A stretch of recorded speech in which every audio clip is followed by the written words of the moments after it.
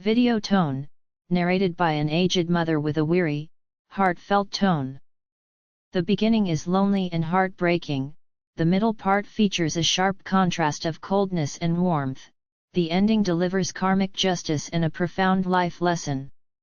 Matching slow, touching background music, suitable for voiceover and emotional video editing. Chapter 1, Lonely Vigil. All I have is endless waiting. My name is Kampa Devi. I have lived and toiled in this quiet village my entire life. Now my years have worn my body thin. My hair is white, and my old bones are aching and frail. I live all alone in a small, shaky straw hut on the edge of the village. No neighbors nearby, no one to talk to. In my old age, I have nothing but cold loneliness. I never wanted anything for myself. I lived frugally, worked dawn till dusk, and exhausted my whole life to raise 4 sons. From their first cry and first steps to growing up and starting their own families, I endured every hardship without complaint. I gave them all I had, just hoping they would live stable, peaceful lives. But once my sons grew strong and wealthy, they all left me behind. None of them kept me in their hearts. They left me this lonely straw hut and abandoned me in the wilderness. In my old age, I had no one to care for me, no one to ask if I was well. Loneliness became my only companion. Years of hard work bent my back and left me sick and weak. Now my body aches every single day. My hands and feet are stiff and numb, and I cannot even walk without my cane. Every day, I sit at my door, staring silently at the village road, waiting and hoping. I waited and prayed, hoping one of my sons would remember my kindness and come see me. I hoped my grandchildren would stay with me and keep me company. All I wanted was a simple word, a little warmth. Day after day, year after year, I watched strangers pass by, but none of my sons ever came. Every hope faded away. Every waiting day broke my heart little by little, until my heart turned ice cold. I could no longer bear the loneliness. I thought to myself, if my sons will not come to me, then I will drag my old body to go see them. Even if I only see them once, I can die without regret. Chapter 2, My eldest son's home. Coldness broke my heart. The sun was scorching hot that day. The road was burning under my feet. With my old cane, my back bent, and a small bag on my shoulder, I walked step by step, suffering with every move. The road was long and tiring. I was sweating, thirsty, and exhausted. I almost fell many times. No one stopped to help me. Only a kind woman gave me a sip of water, so I could continue my painful journey. At last, I reached my eldest son's house. His home was big, beautiful, and rich. Compared to my shabby straw hut, it was heaven and earth apart. But looking at his luxurious life, my heart turned cold instantly. This good life I had raised him for, yet I had no place in it.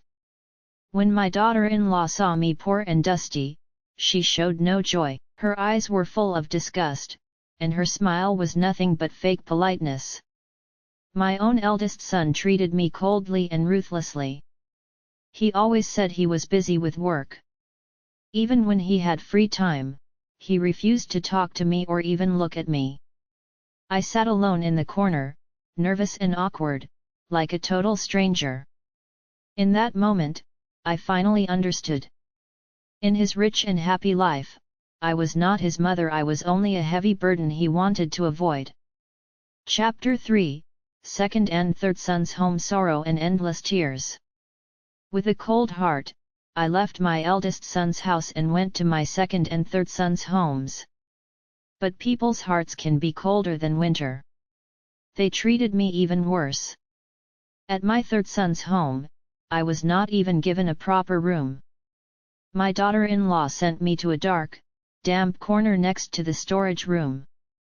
They gave me an old, broken bed, hard and cold, windy and shabby. My daughter-in-law only cared about her phone and chatting with neighbors. She forgot about me completely. She never gave me a single warm meal. I was starving and had to go to the kitchen to beg for food. But she spoke to me with impatience and dislike. "I'm busy. Go find something to eat by yourself." That one cold sentence destroyed my last hope. I did not argue. I only took some hard, dry old bread, ate it with cold water, and cried silently. My tears tasted bitter and painful. I remembered when my sons were little and sick. I stayed up all night to take care of them. When they were hungry, I starved myself just to feed them. I gave my whole life, my whole heart, and everything I had to my sons. Now that I am old and weak, I have become nothing but a useless burden to them. Chapter 4, Youngest Son's Home. Poor house, warmest heart. After visiting my 3 rich sons, my heart was completely broken. With my last bit of strength, I went to my youngest son's home. He was the poorest of all 4 brothers. He lived in a simple mud house with nothing inside. His life was hard and difficult. But this poor little house gave me the only warmth in my old age. When my youngest son saw me, he cried with joy, knelt down, and greeted me with deep respect. "Mother! Why did you walk all this way alone? You should have told me, I would have come to fetch you." His kind wife did not dislike me at all. She gave me warm water, helped me sit down, and hugged me sincerely with heartfelt care. My little grandson was so happy to see me. He jumped around and said, "Grandma, don't leave. Stay with us forever." They had very little food, but my daughter-in-law immediately made me fresh, hot bread and served me warm food with great care. No big house, no fine clothes, no expensive food. But in this simple mud house, I finally felt true family love, genuine warmth, and being truly cherished. Chapter 5, My Secret. My lifetime test for my sons. Years passed. My health grew worse and worse, until I became bedridden and could not walk anymore. My 3 rich sons never came to visit me, never took care of me. Only my poorest youngest son and his wife stayed by my bed, feeding me, giving me water, and taking care of me until my last breath. Before I passed away, I held his hand with tears of joy and said, "My dear child, all my life, I have been testing my 4 sons. I wanted to see, when I became old and useless, who would truly love me and take care of me." Then I told him my secret: "Go to my old straw hut. Dig under the corner of the house. You will find an old wooden box filled with gold coins and jewels left by our ancestors. I never touched it. You are the only one who passed my test. All this wealth is yours." Chapter 6, Karma and Regret. Too late to repent. After saying everything, I passed away peacefully with no regrets. My youngest son dug up the treasure. He did not waste the money. He repaired his home, sent his children to study, and helped the poor villagers. He kept his kind and filial heart. When my 3 rich elder sons heard about the treasure, they became greedy and regretted deeply. They rushed over wanting a share. But karma is real. It was already too late.